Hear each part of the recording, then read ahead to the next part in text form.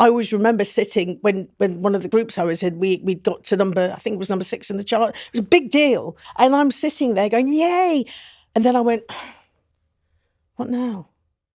And went into the toilet and did a line of cocaine. I'm Paul Scolfort, and this is Powerful. In this series, I come clean about my own sobriety and the journey it took for me to get here. In each episode, I will speak to a special guest about their addictions and how they achieve sobriety and how they maintain a happy lifestyle today. On today's podcast, I'm really excited to talk to Anita Chellamah, who is a therapist with over 3 decades of experience with trauma and addiction therapy. She currently works at the Priory and she has her own practice and has helped thousands of people in the UK to get over their addiction. Today we talk about her 36 years of sobriety. It's an incredible story, so please join us. So in some of these episodes, there will be discussions of alcohol misuse, drugs, sexual abuse, suicide, and some other heavy topics. So please take care when listening. Anita, welcome to This Is Powerful. Thank you. Thanks for coming on. Oh, thank you for asking. Feel very privileged. How long have you been sober? I've been sober 36 years. That's unbelievable. Yes, it is.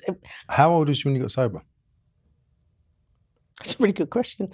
It was 1988. So how old was I? 29. Wow. What a lovely age to get sober. Kind of wish I got sober at that age. Well, it wasn't expected. I didn't know I was going to do it. It really was weird how I just, literally one day woke up and felt, I can't keep doing this. Talking about waking up, let's go to the beginning. Right. Where are you from and how do you see your upbringing?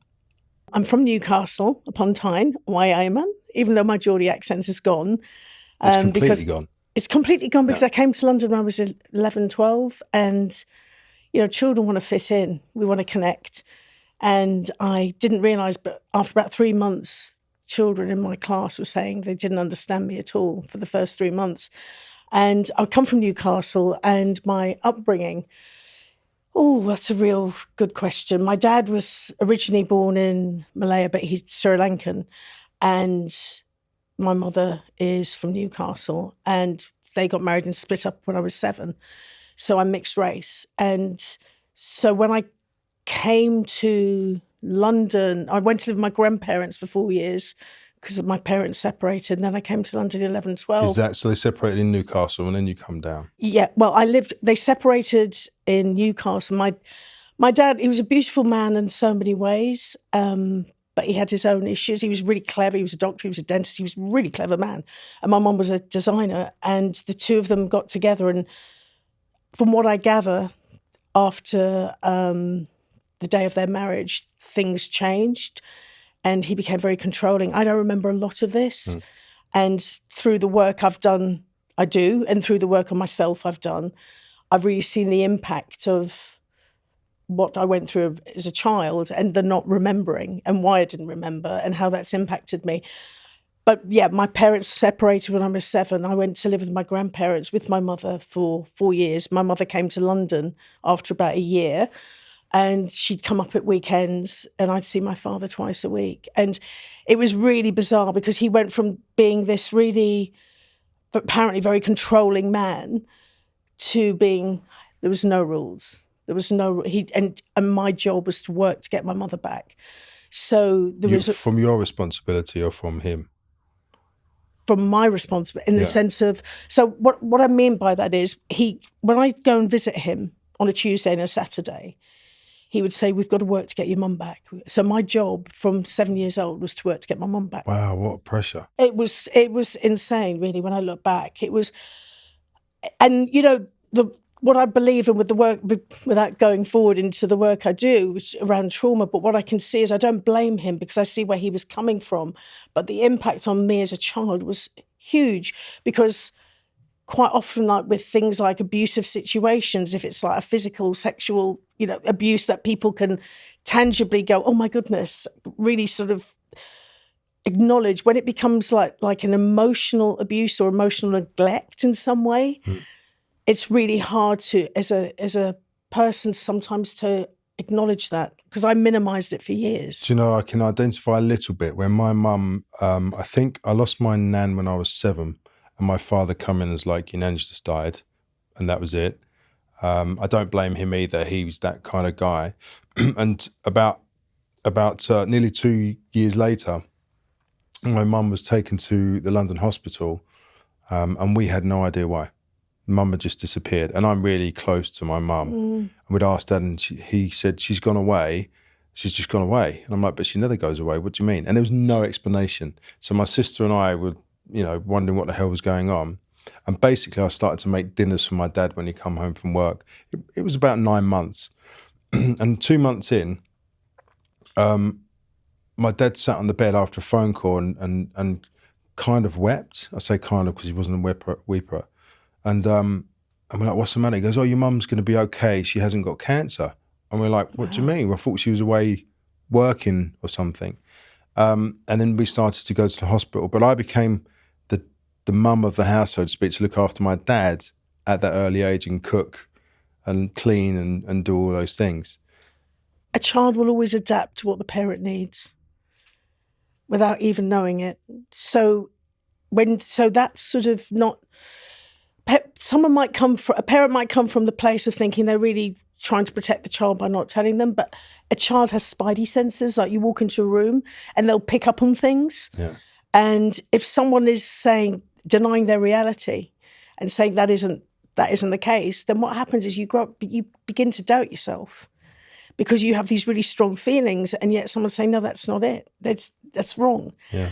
When a child's reality is not sort of affirmed, what can happen is a child can grow up really doubting their own reality, and that sort of abandonment also. How old were you?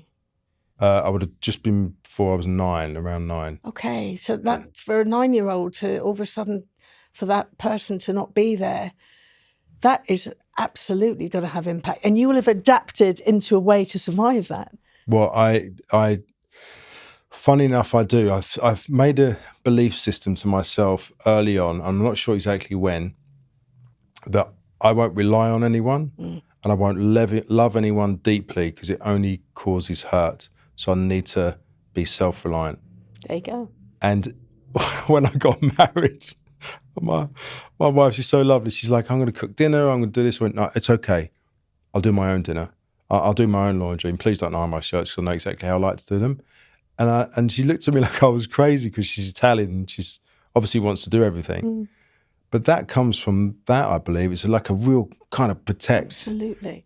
Now that's gone because her whole family come in and cook and do stuff, which is wonderful. And it took a long time for me to adjust, to let that go. But it's really scary when a child, because you adapt as a young person, you adapt into a way to survive in the traumatic experience, in the environment you're growing up in. And that plays out in adulthood, and certain things that are affected, like my abandonment issues. I would always be in relationships where I would, the love addict, the love avoidant, sort of like, and that abandonment really, when I look back, because it was abandonment and enmeshment, my abandonment, like I felt my mom abandoned. I mean, she came to London to work, to try and build a home for me, to get money together, to get me to come to London. But at the same time, it felt like they split up at 7 and then I felt abandoned. And we've talked about this since. But what happened was it sort of then that whole thing of it creates, abandonment ends up creating sort of love addiction, because you end up putting people sort of like, you want to give me some attention? You want to give me some attention? Yeah. And, because you feel that you're not getting that nurturing. And the enmeshment I had with my dad was, it was really, I became very enmeshed with him because I became his partner, really, not in certain ways, but emotionally. Yeah. And so what happened was I would then go towards people that were very needy to rescue. When you're enmeshed as a child with a primary caregiver, what happens is that those patterns are set up that you're the overdeveloped sense of responsibility. Yeah. Right. I had an overdeveloped sense of responsibility. And so what would happen is I would be, without meaning to, I'd be looking people who needed rescue. I'd be there. I'll rescue. But when people come towards you, it almost feels like a duty. It feels like suffocating. So pulling back at the same time. And what happens is when there's love avoidance, which creates a sort of a love avoidance, usually a love avoidant has intensity outside the relationship because they can't give themselves to the relationship. At the same time, when you've got someone who is a love addict, coming from a place of abandonment. Now, and what I mean by that, the energy should always go from the parent to the child, ideally, a healthy energy, parent to child. What happens is when the child is looking at the parent and the parent's looking away, and it doesn't mean the parent's a bad parent. It could be they're a single parent, they're working 3 jobs. It could be lots of reasons. But the child's looking to the parent, but they're not getting that nurturing. So then they look for that nurturing, that attention in life with other relationships. I used to have a real crossover of both of those because I had love avoidance and love addiction, if that makes any sense. It does. For our listeners, because I'm familiar with the terms and obviously you're an expert in the terms, but for someone listening, what is love avoidance and love addiction and what's the characteristics, and does that come directly from the trauma you're talking about? Yes. So, for instance, and it comes from I'm going to use another term, codependency. Yeah. So if you grow up in a dysfunctional home or you grow up and there's been trauma in your life, so what happens is when a child is born, a child is valuable. A child is enough just being Anita, just being Paul. We're enough, right? We're born, we're enough. We're a beautiful little baby, beautiful little boy, beautiful little girl. Now, this is why I don't blame. It's not about blaming parents because people can only give what they've got. But when the primary caregiver, and I mean the parent, I'm going to use the word parent. When the parent, whether it's male or female, when the parent cannot acknowledge that child as being valuable for whatever reason, whether or not they feel the child's got to be academic, the child's got to look a certain way, the child's got to be a certain way, that child grows up with a real sense of having to have other esteem because they don't have self-esteem. And what happens is when you don't have self-esteem, you then either go 1 down or you go 1 up, or 100 down or 100 up. You feel less than, or you might feel more than. Like you might have become the hero in your family because you became the little adult. It wasn't your job. Yeah. And it's not about blaming your father, but actually your job was to be a child. It wasn't to be the parent looking after everyone. So what happens, we can become falsely empowered or we can become disempowered. And so if you are then falsely empowered or disempowered, quite often in relationships, and it doesn't just have to be romantic relationships, in any relationships, you might find that you become controlling or being controlled. And so that straight away, that leads to a very not a balanced very imbalanced interaction with someone. You're either above or below. And does that person know that mentally at that time? Would you see that, obviously if you're doing a lot of work, you'll probably get to see it later on, but as that person with low self-esteem, would you feel that and think, I have low self-esteem, or does that just happen organically? Well, I know, looking at myself, I didn't know I had low self-esteem, but when I had it, I didn't know I had low self-esteem until I came into recovery, till I stopped drinking and using, really, because I didn't, because the outsides, because I was looking for other esteem and I had gifts and talents and I got things on the outside and they validated me, having success in my work validated me. But I always remember sitting when one of the groups I was in, we got to I think it was number 6 in the chart. It was a big deal.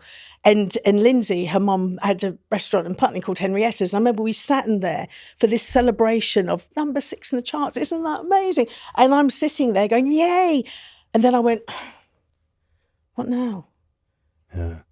And went into the toilet and did a line of cocaine. Yeah. Because it wasn't enough, because other esteem didn't fix me. Chasing other esteem kept me engaged to a certain extent, but once I got something. Does that count for something that's prestigious or money or anything? Can that be any sort of object? So any other esteem could be, for some people, it could be academic, like some people, like I was talking to someone the other day who's been brought up in a very, very academic. Their whole self-worth from this age was about what they could achieve. I have a few friends like that. And their parents thought they were really doing great because they thought, academia is knowledge, is power, is whatever in the society, you can achieve more. So they're thinking they're really helping the child, but actually from a young age, all the focus, instead of that child feeling that they've just got worth being them, they now need to achieve. Yeah. So when they aren't getting the grades that they feel they need to get, they are now depressed. They're now, oh my God, who am I? What am I? So it can be from the way, it could be for some people the way they look. I mean, for me, it was very much my lack of self-worth came from, my other esteem came from how I looked. I always said I could do this, but then don't walk behind. I can be a Hollywood set, but don't walk behind, there's nothing there. So I would always... Sad, isn't it? Yeah, because I'd always destroy relationships because I'd go, I could do this bit. And then if somebody engaged with me, I was like, but I've got nothing to offer. Yeah. I would do a really good shop front like what you're talking about because I generally wanted to. I think when I became a model and became really successful, the drive was on for me because I felt that this is my chance to get out of Dodge.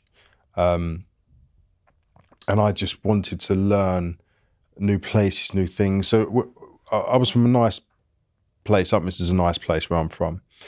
But I kind of had a small mentality around me. And it was quite prejudiced and there was no understanding experience of life experiences really. And so when I first started to model, I just saw the complete differences from what I was told, what I've seen, and I just wanted to have some of that. But as I got rewarded with good jobs and money and stuff, first of all, I thought this is great. It's like winning the lottery. I have arrived. But then that low self-worth started to catch up on me. And there was times when I had material things that I would only dream of. And someone would say to me, oh, you're so good looking, and inside I'd get this anger to think, are you insulting me? And it just made no sense. So I'm listening to you thinking maybe we should have a few sessions. But that anger, what was that anger? When you now looking back, what was that anger? Because I think it's a really good question. It depended because it's gone now and I actually can take a compliment. But at the time, I thought two things. Either you're just valuing me on my looks and you don't know who I am. So like treat me like a piece of meat. Or I don't believe you. You're just saying it just to say it like, and that's it. Or what would be interesting, I'd be in some relationships I went into was definitely like fun girls on the jobs and stuff like that. But actually I was quite sensitive. So we'd go out and I'd be want a deep conversation. I don't want to just talk about cars and jobs and stuff. And the girl would be like, oh, you're actually quite boring. I thought you'd be a bit more of a man, like, like throw me around a bit and stuff in the bar. That's probably a bad example. So I almost felt like, oh my God, I don't want to be that person. I want to be me, but I've got to live up to what you see. So you internally, that part of you internally knew, was aware that there was part of you that was really not being seen and heard. But you didn't know that. And so you would just get that feeling of feeling angry because people would be judging you on certain things. You think there's more to me, there's on some level. Yeah, it almost like having a nice dog, which I do have, and everyone's looking, you have such a lovely dog, but not seeing who you are. I love your dog. I want to get one of your dogs, and just leaving. And you're like, well, hello, what about me? And that's a really hard place because the thing is, especially back in the day, I would imagine that steam coming from the outside in and you were so successful and the way you looked and getting all that stuff. And then to feel on the inside that you didn't know who you were, and to feel that I sort of get a feeling of a sense of feeling quite lost. Completely. When I went into the Priory, which I know you do trauma groups in, we did a collage one day to say, who do you think you are? Well, I brought in 10 sheets, obviously needs to do more than everyone else. I did this whole collage of where I was from. Couldn't just have one sheet, 10 sheets. Yeah, like everyone just sit down and watch. And I got them now. I've still got them because they're quite sad. I looked at them and recently and I cried at some of them because I'm dyslexic, so it was easy for me to do it in pictures. And there was a couple of photos of me that I'd cut out of a magazine that was represented myself in a cage in my mind. And they were pretty horrendous. But they went through and I was like, am I this kid from a normal upbringing? Am I this sort of supermodel? Am I this actor? Am I this gymnast? Am I a boxer? And I looked at them all and I thought, God, who am I? Yeah. And now I know it's okay that I'm a little bit of everyone. Yes. Isn't that beautiful? It's amazing. But I couldn't see that. And I don't know why I couldn't see it, because if someone represented that to me, it's quite obvious. But then I just didn't get it. But maybe that was a scary thing, because when you say you couldn't see it, maybe there wasn't that ability to be able to have a solid foundation, to be able to plant all those things in there, that you became one or you became the other. It's exactly that. Because I did that. Yeah. I really did that. I had all these different facets, and I still do. And I know we're both Aquarians, and that's meant to be something as well. We're in trouble. but it was sort of like I'd be different things for different people. And that was the most amazing thing at my engagement party. And I really did, I didn't want an engagement party, but I didn't. And I was so scared because I thought, oh my God, all these people from all walks of life are going to come together. But it was the most beautiful thing. So I love my husband, and we had this engagement party, and it was just beautiful because I was the same person with everybody. That must have been an incredible moment, because for me, I had my fashion friends. Even in the business, I had fashion friends, catalogue friends, commercial friends, and I had my guys I used to love driving with, motorbike friends, boxing friends. And for some reason, I thought they could never meet because it would be disastrous for me. And when I finally got everyone in the same room, I sat back and watched everyone just talk and have fun. And I was like, oh, for years. Well, it was interesting because I had people that were really close to me, and I've still got my people who are like my family to me. And they've known me all the way through, really, from about 1920. Both of them actually said, you shouldn't drink. You can't drink. Anyway, that's another story, which I know we should probably go into. But the thing, there was one person that came to that engagement party who was very much in the thinking of my old thinking, which was very much in the sense of, you have to be a certain way. And I heard them say to someone, this is boring. And initially it wounded. And then I thought, no, if this is boring, I'll do boring. Because I just felt really, for one, I feel quite emotional. For one, I was with my husband, and I always said I'd never get married, never have children. And I said that because of where I came from the childhood stuff. And to be able to be there and to have that feeling of, yes, it wounded, because I do. I don't sit here and say I don't get affected by things. Of course I get affected by things. But the beauty there is I can look at it and go, okay, this hurts because this part of me is being wounded. This is triggering that younger part. The work I do and the work that I've done on myself is there's certain parts of me, certain ages that I know when I'm being triggered and what that means. So I always say it's a bit like, when if you do step work, different work, and you go to it's a bit like a computer file. You can go click, click, click. It's the A to Z for people who are older viewers. Of yourself. For people who are younger, they don't know what an A to Z is. It's where you used to look in a book that used to help you learn streets of London. But look at myself. Yeah, and it's a whole mapping system of yourself. Yeah, a mapping system. Yeah. So I can do that now. And it's not that I don't get hurt, but it's the fact that was the first time I think of that engagement party that I really realised, yes, I felt hurt by an old way of life that somebody from there came and found it, what I was boring.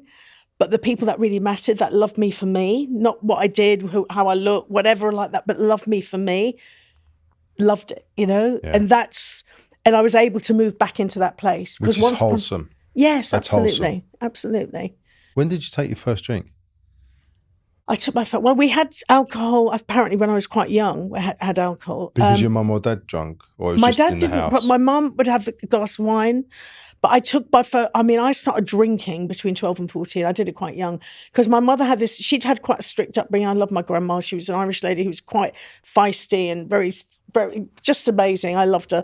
But she had a strict upbringing, my mum. And she believed that if you give somebody responsibility, that they'll take it. And run. So I came to London and she was quite bohemian in a sense that we had our front, I mean, it was quite white, black plastic and white leather walls and turquoise. I mean, it was very out there and it was in Leytonstone in our flat. And my friends would come from school and I just wanted a table with fruit on it. Like, you know, sort of like a 3-piece suite. I wanted really sort of normal. And my mum was very, you know, she was very creative. And my friends loved it. I would get so embarrassed. And that something else. Anyway, that's another story. But I took my first drink. She used to make wine as well. And so I drank and I'd fill her bottles of things up. Like I didn't know, I had no Did plan. she know you was drinking? She knew I drank. She knew I drank from quite a young age. I don't think she realised to the extent, but I used to go out underage. I used to go into the West End underage. Yeah. I mean, when I look back. A little bit normal back then though, wasn't it? If you could go in somewhere and wouldn't have to have ID and just going if you knew someone or you looked cool. Well, I just used to, but when I look at like my son, who, you know, when he was 12, 13, 14, and I saw the age he was, and I think, well, I was walking out dressed up with, you know, whatever, going into the West End. Oh, at 12? Well, I'd say probably about 14, 15. Yeah, that's young. Yeah, but 12, I would start drinking, and I was, you know, I'd tell friends, we'd tell each other's parents we were staying at each other's house and end up in Wanstead flats drinking with people that I shouldn't be drinking with. You know, there was a lot of there was a lot happened. When you first drunk though, did you feel that it kind of, people talk about it fills a hole, or it makes them feel stronger, important, more prettier, better, whatever? Was there an immediate effect? I don't know about the immediate effect, but I do know that it filled the cracks. I felt I could communicate. I felt I could be. When I drank, I could be with people. You know, when I didn't drink, it's interesting because like Brad and Lynette are like my brother and sister. They just love them to bits. They always wanted me to get sober. Brad pointed out when I was 19, you know, about me not drinking, and Lynette acknowledged it as well. And the reason when I wasn't drinking, I would be around them because I felt safe. So you had like safe friends, and then you'd just go and leave them if you was drinking. And Lynette wouldn't drink when she went out with me, and she would because she didn't know what was going to happen, didn't know where I'd be, what would happen. So they really cared for me, and yeah, I would just, you know, once I started, that was it. You know, it just carried on, and it is a progressive illness, and it just got worse and worse and worse. So I'm just so grateful that I had that moment of clarity, as they talk about. I was one of the first presenters on Sky Tracks, and I remember they were getting rid of people, and they were closing it down, and we you know, and it wasn't that they got rid of me because of my drinking. Yeah. Because I didn't drink when I worked. But what happened was my attitude, I was becoming belligerent. I was becoming insecure. I was becoming paranoid. So I could see that, you know, they were suggesting things, because it was early days of Sky, and they were suggesting ideas for me, which would have probably helped me grow. And I'm like, no, you know, and what happened was they ended up closing the music side of it because I did the first ever music video awards with Gary Davis, and we did some great, amazing stuff. But they were suggesting things, and I'm going, no. And in the end, they closed the channel, and I was one of the first presenters they got rid of. And when I look back, you know, I can really understand why. Yeah. And it was sad. For a long time, I struggled. I really struggled in early days of sobriety because, you know, I'd had this sort of career, and then I got sober, and I had nothing. I was in Wiltshire County Court for taxes unpaid in the 80s. I didn't drive. I didn't have any money. I didn't have a partner. I didn't have anything. And all of a sudden, people were telling me when I came into recovery and getting clean and sober to be grateful, you know, and I remember thinking, be grateful, Yeah. be grateful. Do you know where I just come from? Did you not see my last job? Yeah, and then having to go, and I remember in Kensal Rise, the health shop had a signed photo of me on their wall, and I went in there just to ask them for a job because I needed money. I had no money. Must have been really. You must have felt. Was that your emotional rock bottom? Like you felt like you just lost everything, Oh and my this goodness, was the end. it was. You know what? The lady who helped me said to me, "You'll be really grateful that you've got all the time to work at your recovery, and to focus on you getting well." And I remember thinking, she's mad. Why have I asked her? Because why would I be grateful for this? But she was right, because I was the type of person, when I look back, I've got high energy at times, and I would be off. I'd be off. And what it made me do was really stay put and work at getting how to live in the world clean and sober. And I do believe from the age I started drinking and using, I stopped growing emotionally. So I was a 29-year-old with the emotional makeup of a 12, 13, But that's a common 14-year-old. theme, right? They talk about it in recovery, in the rooms, that people share that when they started to use drugs or drink or love addiction or food addiction, that they stopped. My experience is from myself and from working with other people that when people start really getting into recovery, they really feel they've sort of like regressed or suppressed, both really. The age, all of a sudden they're feeling, because most people feel lost when they first get sober. If you're really connecting with recovery, I think you really do. There's a sense of feeling lost. You might feel amazed. Like my first bit of serenity was sitting in Queen's Park with my flatmate and the dog, and sitting there, and all of a sudden all those voices weren't going over in my head, you know, because if people asked me anything, I'd be second guessing them. What do you mean by that? And all of a sudden I was just sitting in the sunlight with, you know, and I had no money, I had no job, I had no relationship, I didn't have anything that would other esteem that I talked about. I just was me. And for the first time ever, I remember having about 2-3 minutes of feeling okay. And I thought, I found out that's what serenity is, right? So to feel comfortable in your own skin. And I realized that that's something that you can't actually, it just has to come from the inside out, from the work you do. Do you know what?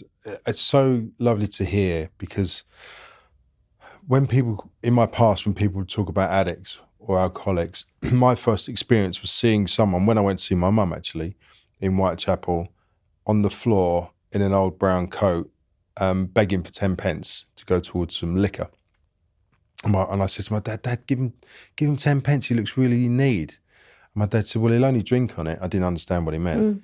And sure enough, he gave him 10 pence, and then we come back, and the guy was swearing at my dad. He was all over the place. And he was drinking like complete spirits. And really, when you hear, as you go into recovery, you hear about the noise in the head, the voices in the mind, and that sounds quite scary unless you've experienced it. But in my first year, I did the same. I didn't work. I was lucky enough to take time off. And part of the healing process, going through the steps, I went back to my flat one time and sat there to really think if I'm doing this properly, the recovery part. And all of a sudden I realized that there's no noise, like there's actual quiet. And my body started to weep. It was a very weird experience. And I literally walked from one room to the other to make sure it was me. And then I realized how busy my head had been before. And it kind of lasted for about 2 days. I thought I was fixed at that point, but it lasted for 2 days. And I'm glad I had that experience, because for me, it was kind of like somewhere to aim towards. So now I aim towards to try and be serene, where before, where's the chaos? I'm going to go to there. But to understand, have that experience where you can see your mind so busy to complete silence is incredible. So now I understand why people meditate and want to have a quiet mind, because before it was a distraction to my feelings. Is that commonplace for people that you work with? I believe in the individual, because I believe even with addiction, people are linked with addiction, but everyone's a unique individual with a backstory, their own individual backstory. So I tend to work with, you know, obviously I treat the addiction and I look at the addiction, but also then when I will delve into not huge amounts of trauma at the beginning, because you've got to have a foundation to support that. Yeah. But I think it's really important that you to be able to start seeing where if somebody's getting triggered, they may be getting triggered because of some trauma that's happened in their childhood, or they may be getting triggered because, the family, they're in their, sometimes people are with the people they actually have created the trauma, and they may be living with those people. Yeah. And so it's beginning to be able to identify what parts of them are being triggered and what age. Just want to know, I know what triggered means, Okay. but for listeners who don't know what triggered means, what does it actually mean?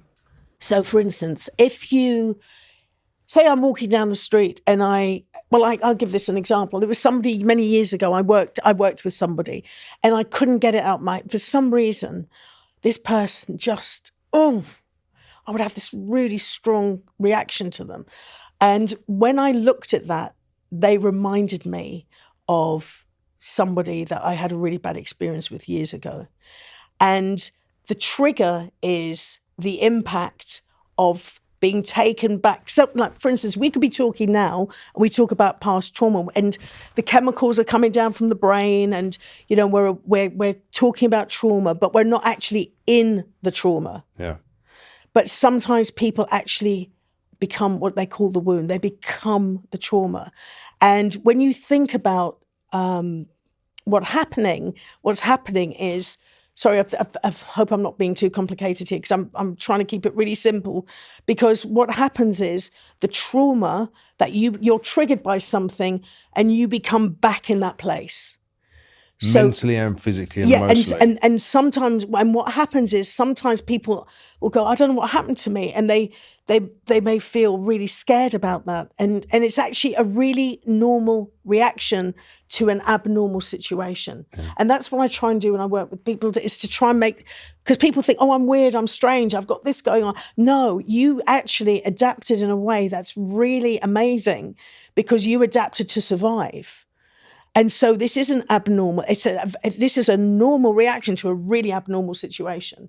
So it's beginning to normalize the reaction and why you do it, and seeing it and not to be scared of it. Which is really powerful, because if you're not aware, most of us aren't taught any of this at school or for our families.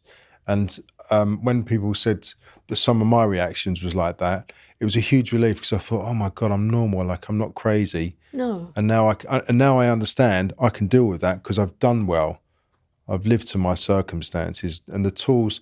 Someone said to me really wisely that the toolkit you're using now. He said to me, this was in New York, because I was triggered by trauma that kept coming up, and I went to see this guy who's incredible. His name's Abdi Asadi. He's an acupuncturist, but he's got some more stuff going on. Yeah. He's very intuitive. And I went to see him, and I sat there, and he said, what's going on? And I started to talk to him just before the acupuncture session. And all he did was move my foot slightly out, the other one out, and just push me back a little bit. And I burst out crying. Oh, wow. He said, that's where you need to be. It blew me away. And he said, what you are, he said, you're like a samurai warrior. You've got all the kit, the sword, the bow and arrow and everything. You're an amazing, efficient fighter, but you're way out of date. And it's like you're in a swimming pool, and that stuff's going to make you sink now.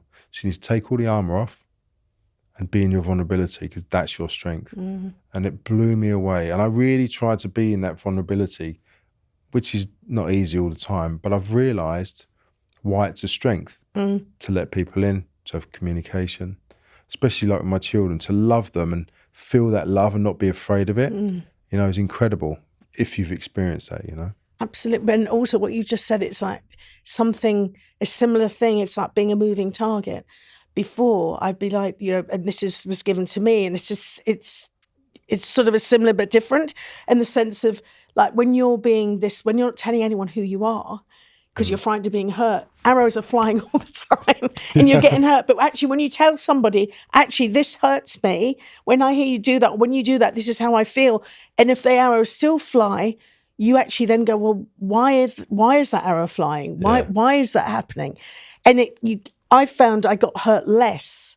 And it's the irony, isn't it? The more vulnerable I am and can be, the less I get hurt. And today I'm not saying I don't care about getting hurt. Of course I do. I don't want to be, but I'm not afraid of being hurt. I'd rather not be hurt, by the way. Yeah. But I'm not afraid, because I've survived it and I've come through it. And that all that energy that goes into trying to build that armor you're talking about, to keep yourself safe and to actually gently dismantle. And I think gently dismantling, for some people it might be quite abrupt, depending where you are in your recovery, I think, as well. What so you found sobriety.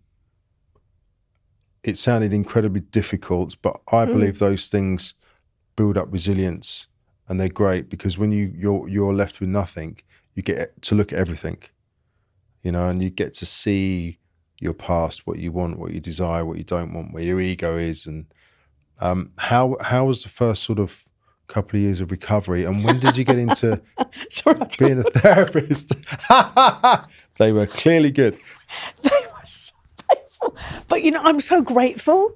Now I'm grateful. The first few years, it was really hard, because the thing is, I thought I was fearless, and I discovered fear when I got sober.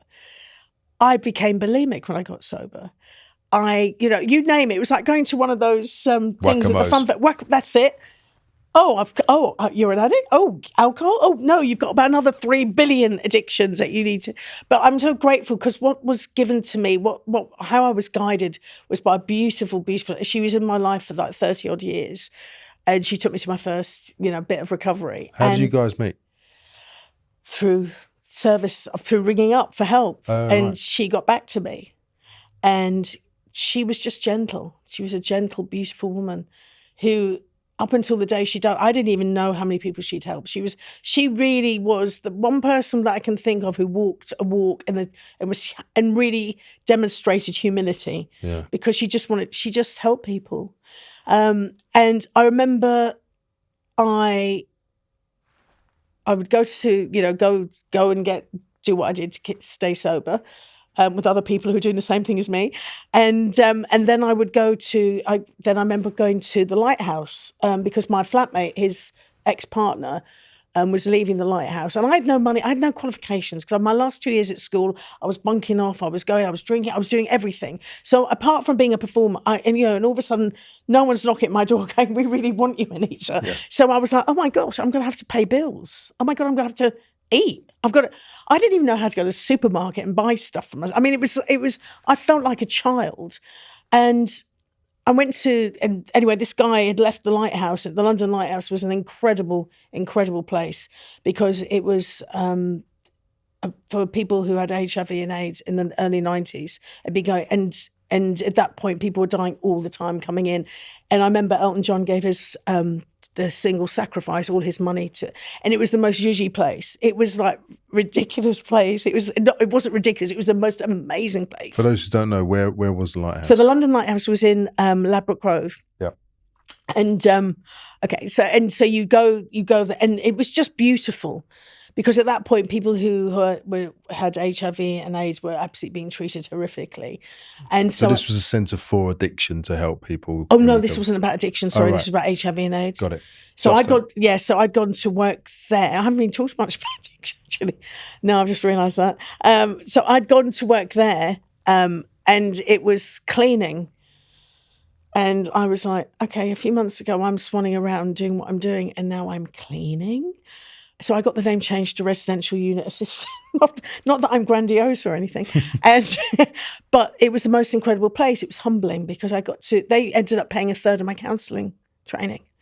So by being there and by being involved, and I don't ask me how, I got to go on the counsellors' week with their training, and there was a beautiful person there who made me want to be a therapist, was a guy called Ben Keaveney, and he was an Irish guy who'd worked with children with cancer and also worked on the streets in Dublin with addicts. And he was the lead therapist, and he just inspired me, and he became sort of the person that sort of, I went, I really want to do this work. I didn't know I wanted to do this work. That's amazing, though, to find that from where you come from. Yes. From being broken to then finding your new path. Yes. And so I didn't train till I was 6 years sober, because I was really scared. My early recovery, I was very scared of life. And then went and did that, and then trained and became a therapist. And then since 1998, I've worked in addiction. in all different places, about 11 treatment centres, day programmes, residential programs, one-to-ones. Because I know you worked at One North East, which is a charity, and Yes. all the way up to the taking groups at the Priory and UCAT as well, which are huge places. Absolutely. Well, I do now. I work for, I've got my own practice, but I also I do the Priory. I support people, get people prepared and support them after the trauma program, as well as delivering the trauma program. I also still work with people who are, addicts who are leaving the Priory.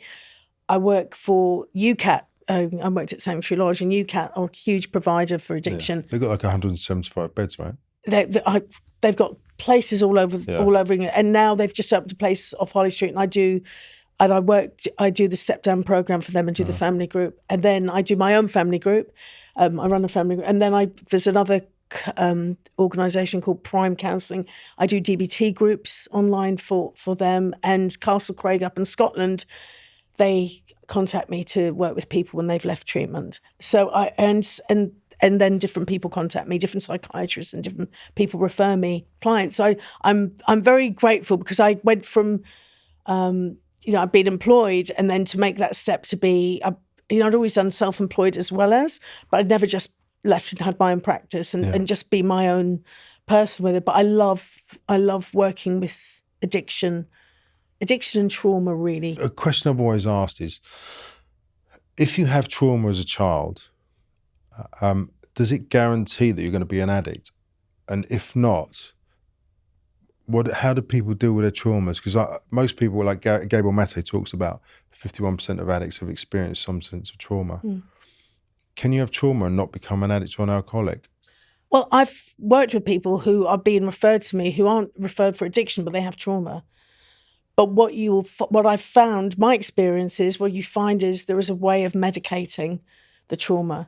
Now, whether or not, so it might not be out and out addiction, but there may be other ways of medicating. But there is a way of adapting in the world to manage the trauma. Right. So what I do is, when I start working with someone, I will start looking at their family of origin. I look at their history and start really, and look at why they feel they need to come and see someone like me, and then work backwards from that, because I work with people. I don't believe in working at people. I work with someone, and what I tend to find, there may be a sliver of addiction somewhere, because usually when people are wanting to medicate pain, there becomes quite usually a way of wanting to medicate the pain. It might not be alcohol, it might not be drugs, it might be work, it might be there's an element of addiction there. But I have worked with people who, when you look at mood disorders, if someone becomes depressed or is anxious,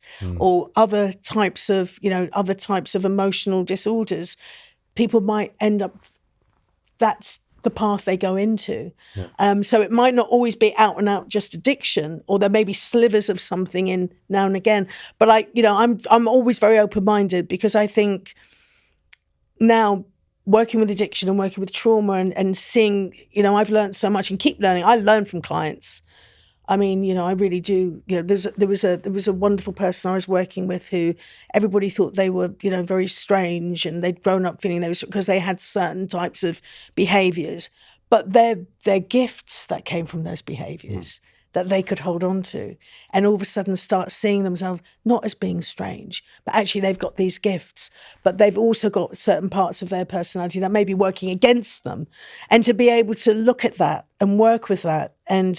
And also, some people have just changed careers, because even though they may have been drawn to certain careers, maybe where they're at to be healthy, to do that, which is, I know for me that happened in a way. To be healthy, I needed to make decisions to go to certain places where I wanted to be over here, but actually I had to be honest about who I am.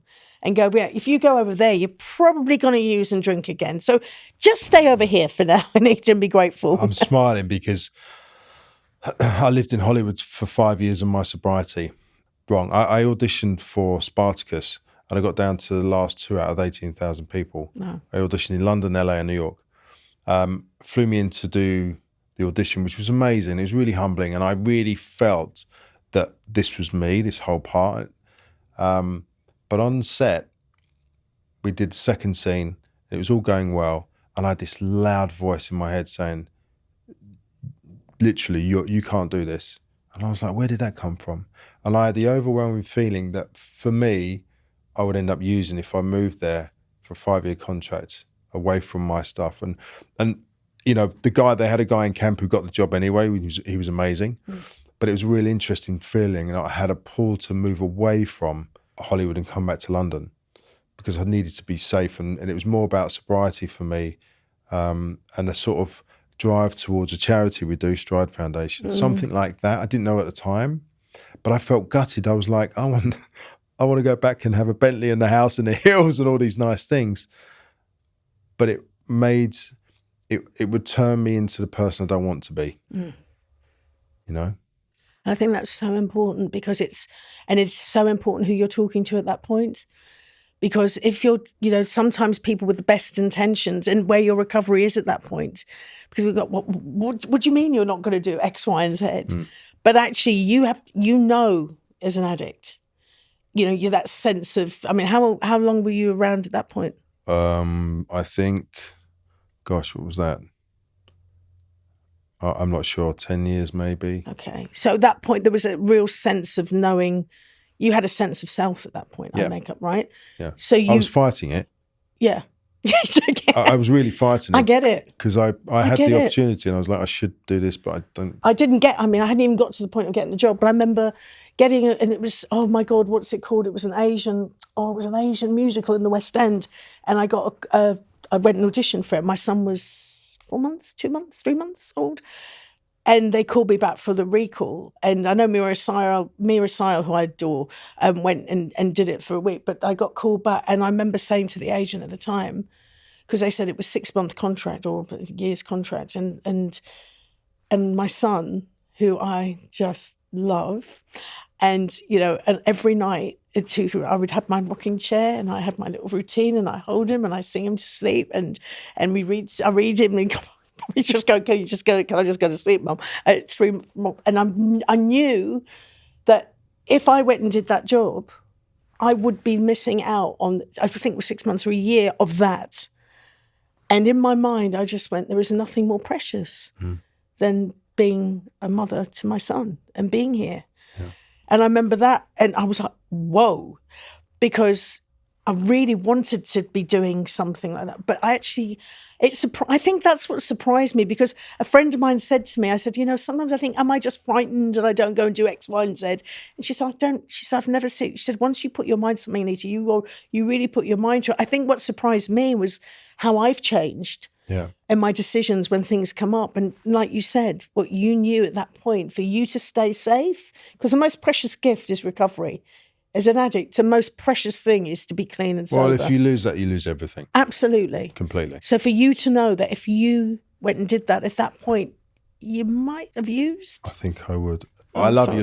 I could just sit here forever, honestly. You're amazing, your knowledge. And it's really important, I think, for people to understand that no matter where you're from and your addiction, you become like one of the best counsellors in town doing trauma courses. It's incredible. Thank you.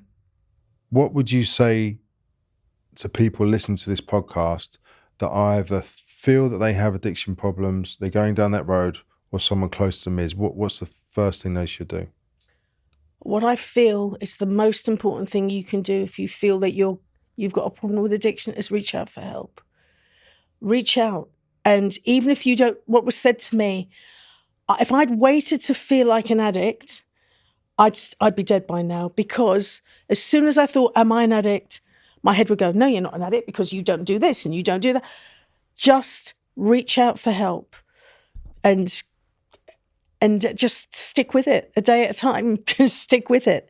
Because what I do believe, and I do think sometimes, you know, anybody who's been, because some people come into recovery from different places. Some people come in and they don't trust. And for people to say, trust, I always say to people, you don't have to trust a human, trust the process. Yeah. There is absolute demonstration of millions of people in the world right now who are doing a process of recovery and staying sober. And so for anyone who's got a problem, please, please, please, just reach out for help and give it a good go. Just go, because all the right things feel wrong, the wrong things feel right. Everything you want to do is going to take you back to using, and everything you don't want to do is probably going to take you to recovery. Yeah. So stick with it. Thank you so much. Thank you for asking. It's been lovely, Paul. Thank you. This podcast is brought to you by Stride Foundation. If you or someone you know is struggling with addiction, please head over to www.stridefoundation.com, where you can find links to resources that may help. You can also make a donation. Please make a donation. It will help us bring to you more episodes. And if you enjoyed This Is Powerful, please rate, review, and follow the podcast to share it with your friends, your family, anyone you can, and head over to social media. I always love to see and hear how you react to the episodes, and it's so helpful for our content to be shared. A big thank you to Anita for today, and if you want to find anything about the work she does, please check the show notes. Thank you also to my beautiful wife, Dr. Federica and Marty, the best producer, Shannon Delwich, to Henry, you know who you are, and to Emma Long, who does all the hard work in the background. And there's a whole catalogue of episodes wherever you get your podcasts. But did you know you can also watch it on YouTube? Just search for This Is Powerful with Paul Scolfer.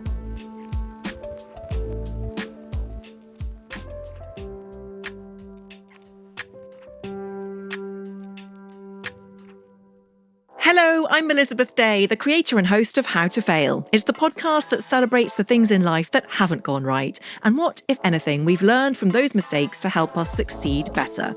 Each week, my guests share 3 failures, sparking intimate, thought-provoking and funny conversations. You'll hear from a diverse range of voices sharing what they've learned through their failures. Join me Wednesdays for a new episode each week. This is an Elizabeth Day and Sony Music Entertainment original podcast. Listen now wherever you get your podcasts.